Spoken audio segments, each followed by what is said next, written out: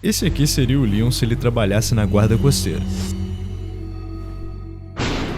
Cold Fear, um survival horror onde você embarca no navio baleeiro russo em plena tempestade. E como se isso já não fosse problema demais, você ainda tem que lidar com umas criaturas tenebrosas que fazem essa grande canoa quase tombar.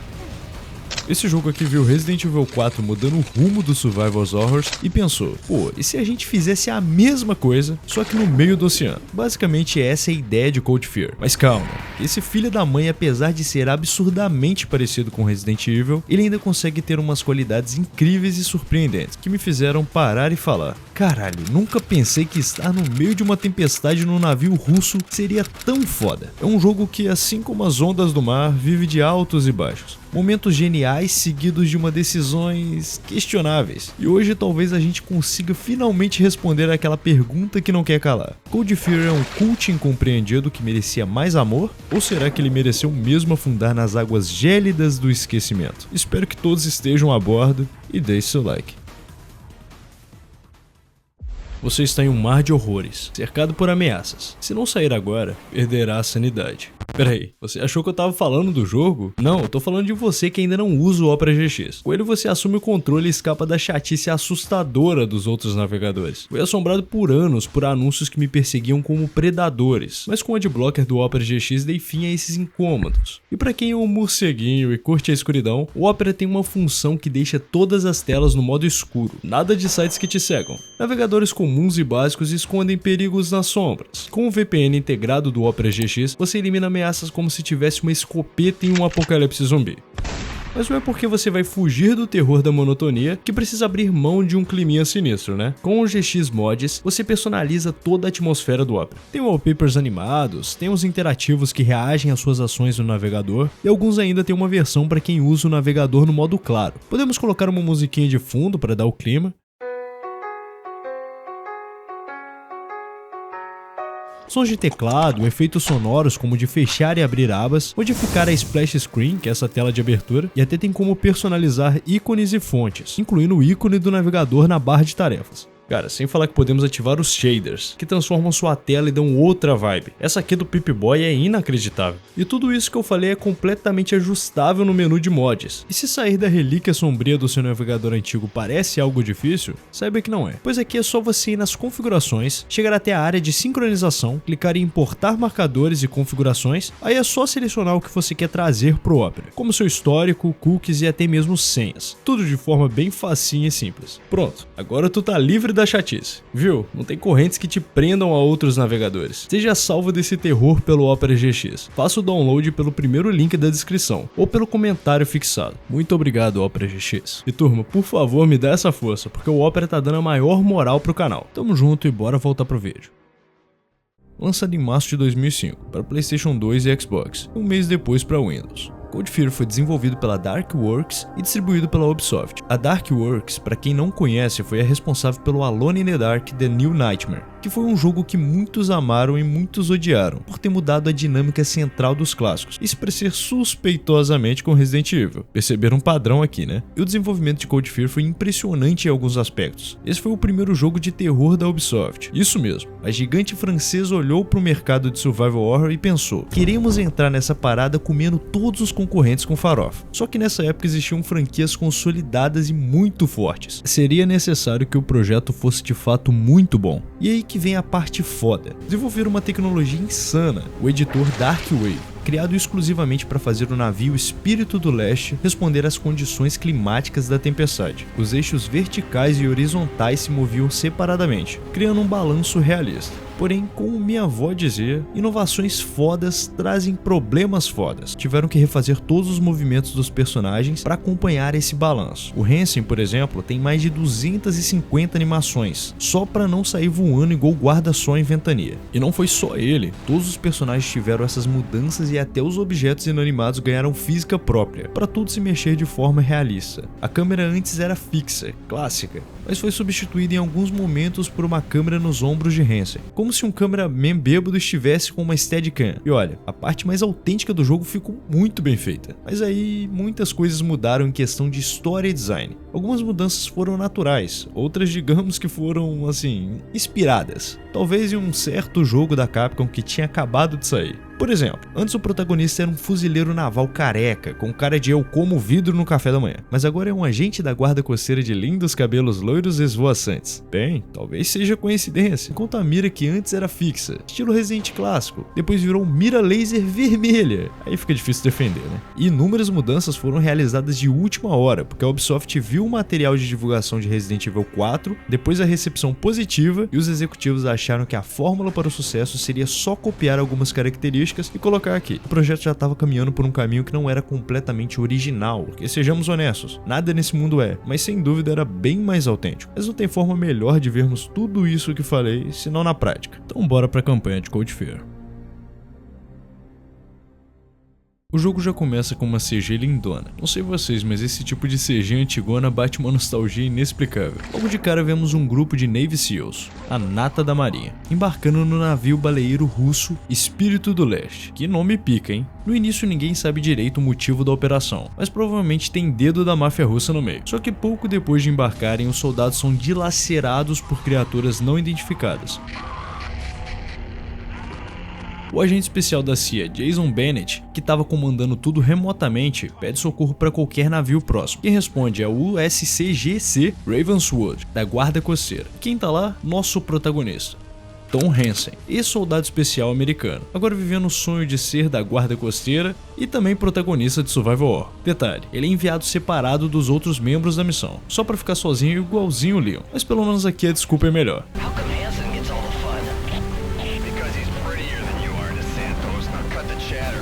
Realmente, o homem é bonito.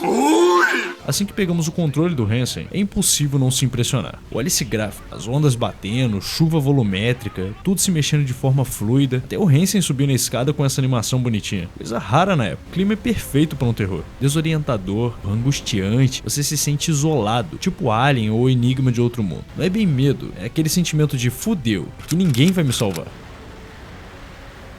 Outro acerto, HUD minimalista. A barra de estamina só aparece quando realmente precisa. Simples, funcional, sem poluição na tela. Seguindo na investigação do que rolou nessa barqueta, tudo parece querer te matar. Os objetos balançando dão dano, as ondas te jogam longe, e os russos tripulantes completamente surtados já chegam atirando. Lutar com eles é estranho, já que não tem cover, então o jeito é usar o cenário a favor. O barril inflamável convenientemente posicionado explode aí sem dó. A área fica toda em chamas, então precisamos acionar os sprinklers, e assim o jogo te deixa explorar no teu ritmo. E as salas são bem variadas, parece mesmo que cada ambiente tinha uma função antes da desgraça. Passa um ar de vivo, tão vivo que até depois de morto os inimigos se movem. Coisa linda. Falando em coisa linda, olha como os cocos dos inimigos explodem. Isso é arte, meu amigo. E os espelhos refletem o Hansen de verdade. Esse jogo tem muito detalhezinho pequenino, mas que dão um charme que acho até difícil explicar. Depois de explorar, lutar com russos e tomar uns sustos com os caras meio mortos e meio vivos, chega a hora de tentar pedir ajuda. Para acessar a sala de comunicação precisa de um código. Melhor opção é procurar o Tenente Lansing, que tá no comando. Rapidinho achamos ele, ou melhor, o corpo dele largado no banheiro. Quem já encontrou um amigo assim em uma festa sabe o terror que é. E o Hansen caga muito pra esse tenente. Zero emoção. Parece que tava preocupado só com o código. Eu até entendo tu não gostar do chefe, mas aí eu acho que já é demais. Logo depois um russo sem a parte de baixo do corpo se arrasta pedindo socorro. E é morto por um zumbi bizarro.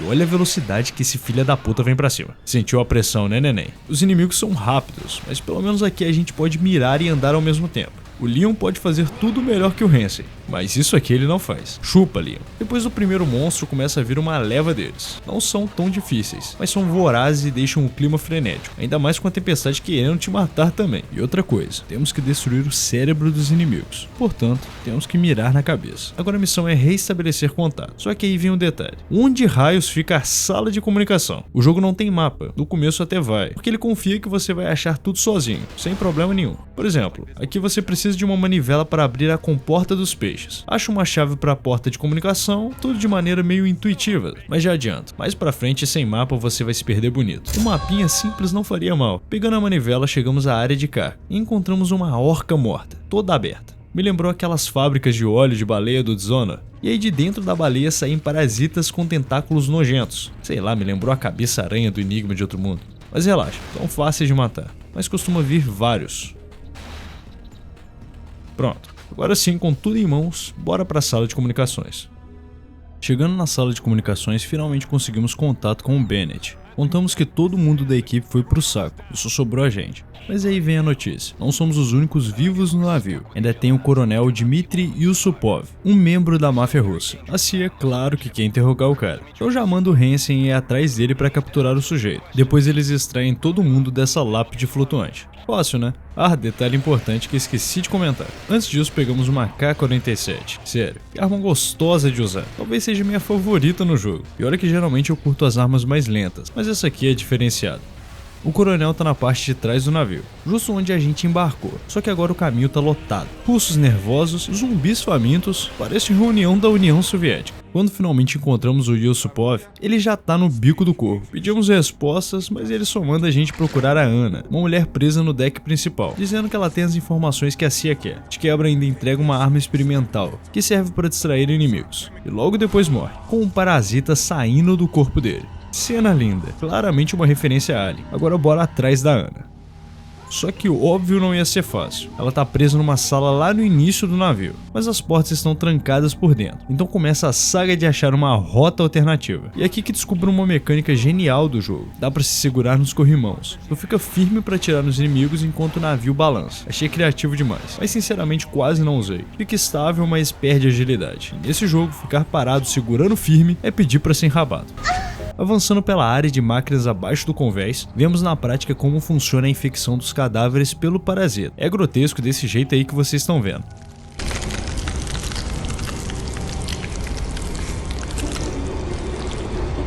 Esse tipo de zumbi, depois de morrer, o parasita ainda sai da cabeça e você precisa eliminar o bicho também.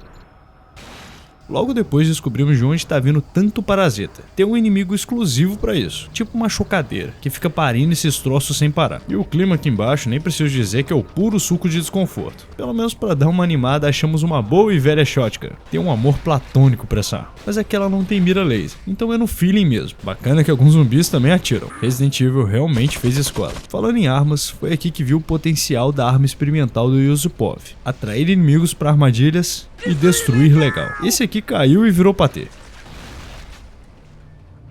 E meu Deus, essa sala que a gente tem que atravessar para voltar até onde a Ana tá, parece um açougue. Olha o estado desse corpo aqui. Ubisoft, você se superou. Finalmente, depois desse rolê todo, conseguimos voltar ao deck principal do começo e encontramos a Ana. E claro que pedimos respostas pra Ana, né? Mas ela manda aquele clássico. So can you tell me what the hell is going on here? He said you had some answers. He lied. I don't have answers. Then who does? Papa does. We can radio him. He will know what to do. Quem sabe de tudo é o pai dela. Pra falar com ele, adivinha, temos que voltar para a sala de comunicações. O famoso leve trás do survival horror. Assim que saímos, Bennett já avisa. Manter a Ana viva é vital, porque ela é a filha de um cientista chamado Viktor Kansky. Provavelmente o cara por trás dessa palhaçada de parasitas. E chegando no rádio, Ana diz que o pai estava numa plataforma de petróleo chamada Estrela de Sakhalin. Ao tentar contato, quem responde é o parceiro dele, Dr. Pavel Bakarev, avisando que o Victor sumiu e que lá tá uma zona total. Implora pra Ana não voltar, mas ela decide ignorar o aviso e volta mesmo assim. Só que para isso precisamos liberar o piloto automático do navio. O Hansen já saca que isso vai dar ruim e provavelmente vai afundar a banheira, mas Bennett, com aquela autoridade de chefe, simplesmente manda essa aí. Ou seja, claramente tem interesse maior nessa história. Cientistas russos, máfia, CIA, o buraco com certeza é mais embaixo.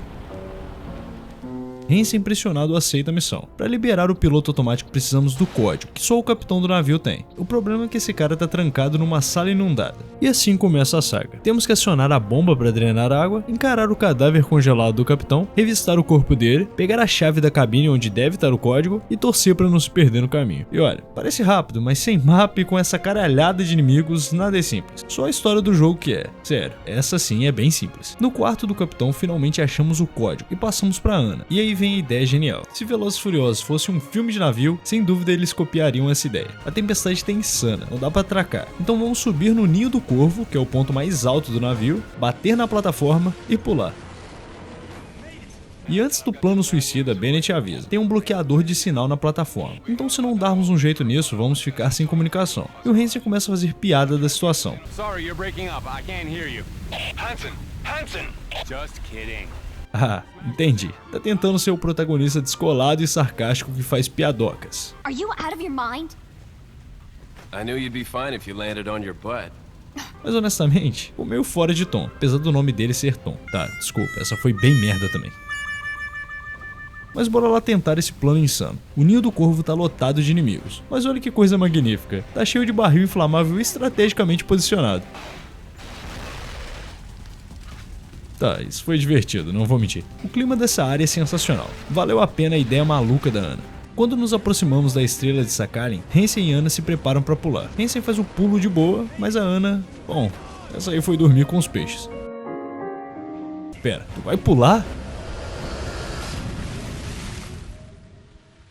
Tá certo, o cara é o Aquaman. Ele sobrevive ao salto, porém não encontra Ana, e fica inconsciente, e infectado pelo parasita. Protagonista infectado por um parasita. Isso me lembra algum outro jogo. Ah, deixa quieto. Fala o que quiser, mas os visuais desse jogo são de fuder. Olha essa chuva, esse clima desnorteante. Chegar na plataforma é uma experiência intensa de verdade. Não tanto quanto a do início do jogo, mas é surpreendente também. E pouco tempo depois já trombamos com o Dr. Bakarev, parceiro do Kasky, e ele já ataca na gente um antídoto.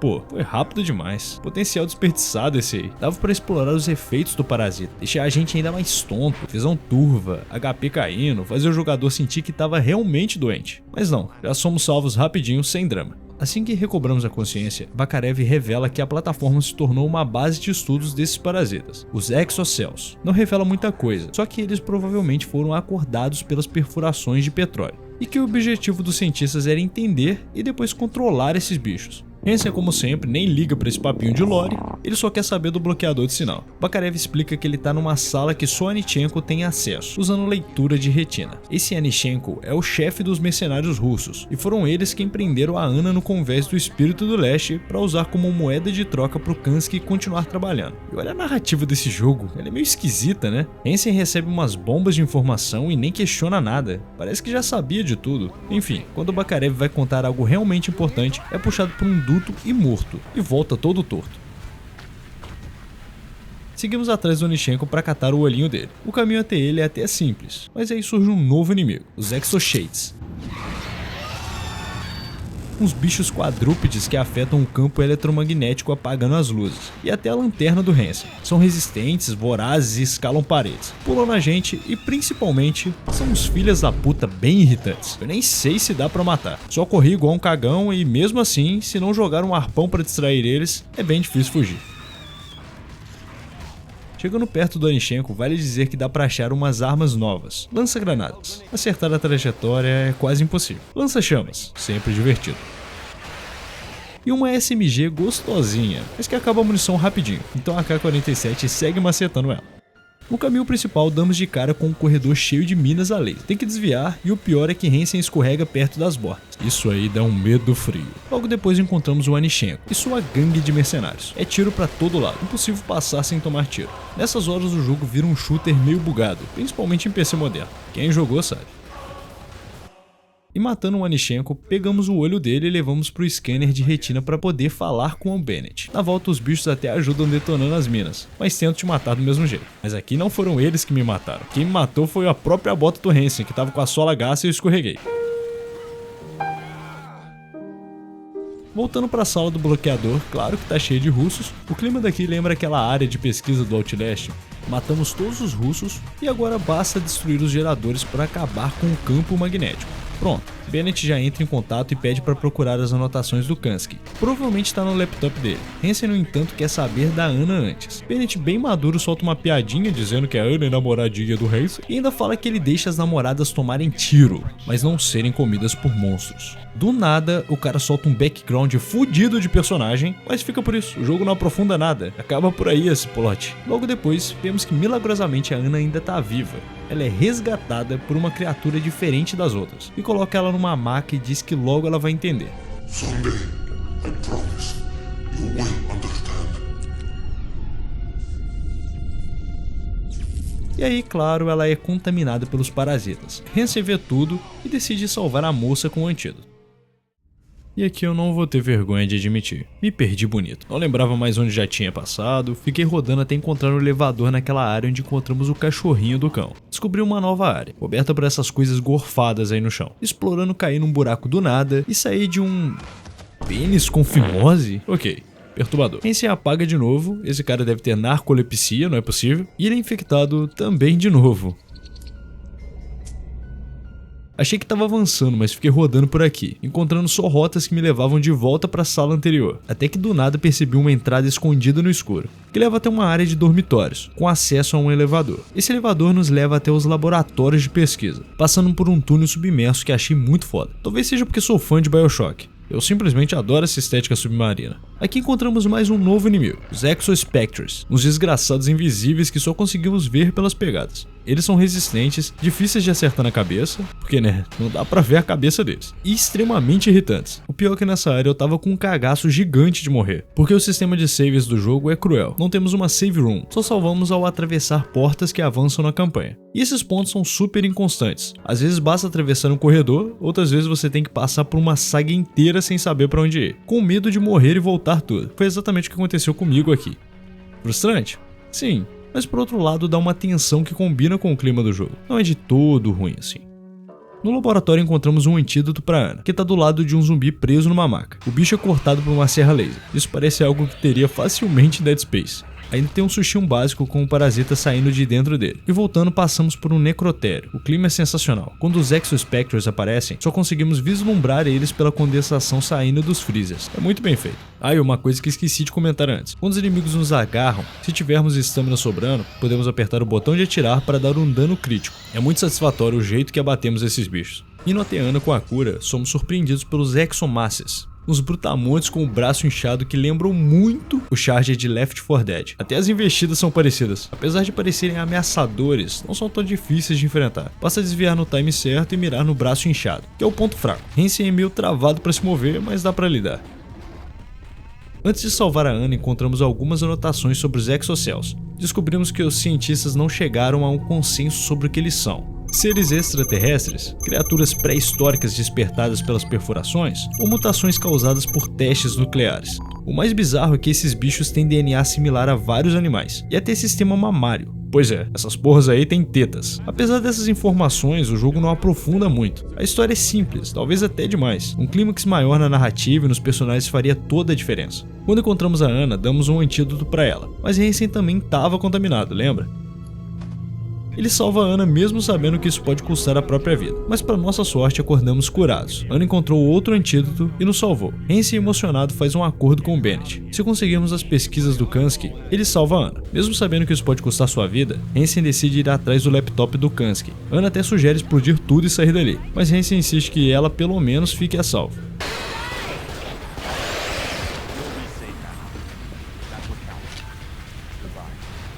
No laptop passamos os dados da cura, mas o Bennett quer mais. Ele quer as outras pesquisas, claramente interessado em usar os parasitas como arma. Hansen, numa atitude surpreendentemente badass, diz que a única coisa que eles precisam saber é sobre a cura, e que se quiserem o resto, que venham buscar. What's next? Nothing. I'm pulling the plug. Don't try to be funny, Hansen. Hey, according to you, that file is all you really need. You listen good, Hansen. You get that uplink working right now. I want that data. You want the rest of this? Come get it yourself. Foi uma atitude foda. Hansen é um protagonista meio morno no geral, mas é que ele brilhou. Putíssimo com Bennett, Hansen decide seguir o plano da Ana, explodir tudo. Vamos atrás de C4s na armaria. E claro, a sala tá cheia de minas a laser e barris inflamáveis. Quem organizou isso aqui tem probleminha. Depois que pegamos a C4, ainda aparece um inimigo invisível, pra dar aquele sustinho. E dá um cagaço absurdo de explodir tudo sem querer e voltar lá atrás. Mas beleza, sobrevivemos. Ana passa a localização dos melhores pontos para explodir. O túnel submerso, a ponte que liga a plataforma à ala científica e uma sala de maquinários perto do heliporto. No túnel eu não esperava que a C4 explodisse logo depois de armar. Achei que ia explodir a distância, mas não, tive que sair correndo com a água vindo atrás de mim. Não sou físico, mas tenho certeza que não seria bem assim. Depois de plantar as bombas, chegamos no heliporto. Lá o ser monstruoso que salvou a Ana aparece.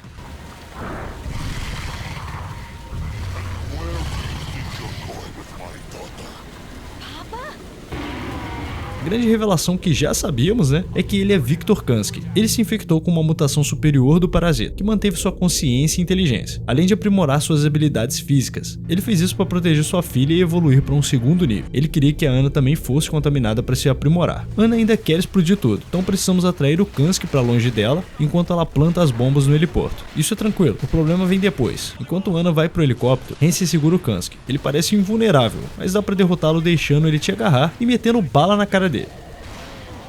Fazemos isso 3 vezes e pronto, o Kansky morre.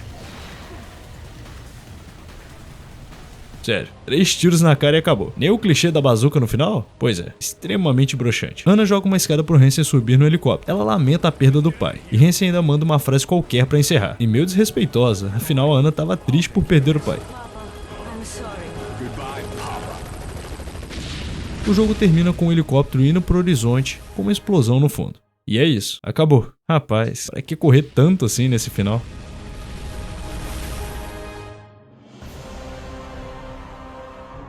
Bem, que falar de Cold Fear, né? Ele chegou no mercado dominado por gigantes do survival, se apoiando em muletas na tentativa de sugar uma parcela do público. Poderia ter sido um enorme sucesso, mas acabou tropeçando nas próprias ambições. O jogo foi recebido de forma morna, tanto pela crítica quanto pelo público. Os gráficos e o clima foram muito elogiados, mas a narrativa rasa, os controles travados e a falta de originalidade pesaram bastante, e essa recepção refletiu diretamente nas vendas. O jogo foi considerado um fracasso comercial. Após quase um ano do lançamento, tinha vendido apenas cerca de 70 mil cópias, somando as 3 plataformas. Triste, mas compreensível. Depois de terminar Cold Fear, a sensação que fica é de potencial desperdiçado. O jogo tem ideias incríveis, momentos genuinamente bons e um clima que te prende, mas tropeça em querer ser algo que ele não é. É como se ele estivesse sempre a um passo de ser algo incrível, mas nunca chegasse de fato lá. Não vou mentir, meu coração gostou mais que meu cérebro. Eu curti muito a experiência, mesmo tendo total noção dos inúmeros problemas que o jogo tem. Problemas que poderiam ter sido facilmente resolvidos com um tempo de produção maior, sem correria na segunda metade e sem se basear tanto em Resident Evil. Concluindo,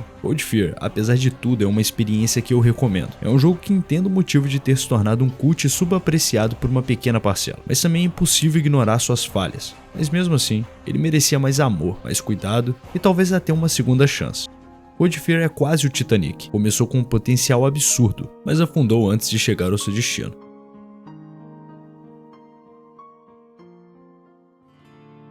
Então é isso. Esse foi o vídeo, muito obrigado por terem assistido até aqui. Se você curtiu, por favor não esquece de deixar seu like, caso ainda não tenha deixado. E também peço que considere se inscrever no canal, sempre trago vídeos nessa pegada, sobre qualquer tipo de jogo que vocês tiverem interesse. E claro, se curtir mesmo o canal e não for te fazer falta, considere virar membro. Isso me ajuda demais a continuar produzindo esse conteúdo com o máximo de dedicação. Falando nisso, queria agradecer aos membros do canal, do nível Xerife, Polaco, William da Cruz e William Batista. E do nível Cowboy, Larissa Souza, Duzin, Vitor Hugo, Arthur Alves, Copati Prea, Wesley D. Ferreira, Jefferson, João Pedro, Bruno Silva Ribeiro, Neo Gênesis, Gabriel Monkin Pereira e Alcena. Obrigadão, membraiada. Eu sei que tô devendo uns conteúdinhos pra vocês, hein? A agenda tá realmente muito corrida, mas é sempre bom tentar recompensar vocês. Vocês merecem demais. Então acho que é isso. Muito obrigado a todos e até mais, Cowboy. Fui.